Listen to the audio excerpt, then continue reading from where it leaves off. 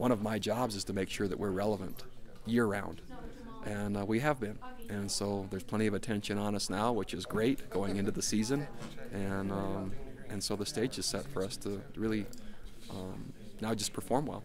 Let's talk a little bit about the comments about the Big 12.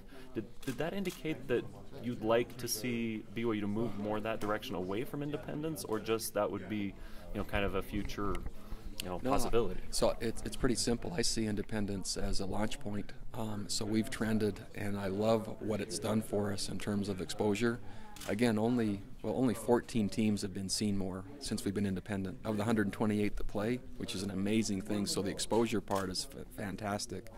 Our strength of schedule, for the first time, well, the only time in BYU history, from now what's called the Power 5, we're playing more than 5 of those teams per year.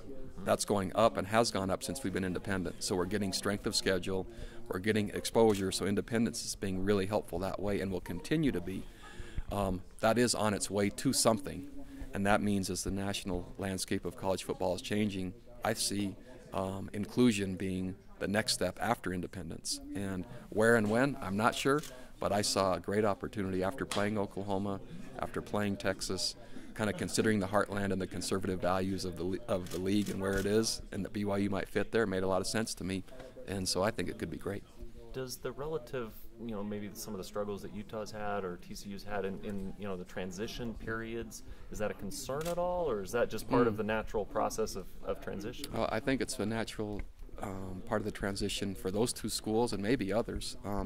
BYU is also the only school in the world that's owned by the church that plays football, that has a unique fan base and support and brand that is so powerful. And so ultimately you have to play the game, but BYU, number one, we're pulling off independence very strongly and gaining momentum. And so I'm not sure our transition would be like anyone else's.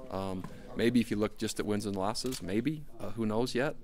But man, if you look at the support and the brand, man, if you think about how that might explode even more, that could be really fun to see. You've had a lot of successes both, with the individuals and with the teams that you've worked with over your career. Is that one thing that is missing? Is that undefeated year, or that year where you're really pressing for? Man, they're hard to get. I would love it. I would love it to happen. Usually, there's only one team a year that goes undefeated. Of the 128 that play, we've equaled 10 or 11 wins, more than I think all but 4 or 5 college football programs. But the magical year, if you were to say, take Coach Edwards' tenure and say what was the magical year, there was one.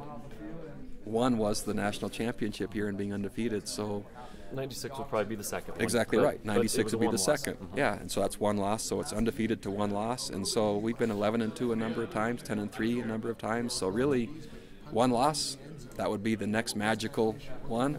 Undefeated would be another. So those two thresholds haven't been met yet. About everything else has been. So those are good things to shoot for. When the ACC teams do schedule us, and when the SEC teams do schedule us, then how come? Because there's the likelihood that that might happen. But then ultimately, when you play, winning against the best teams on the biggest stages, and usually on the road as an independent, says a lot. And we're still winning a lot of games. We still have a fantastic record, and I see it continuing to increase, not go down. And so ultimately, just the body of work will answer whatever questions there are.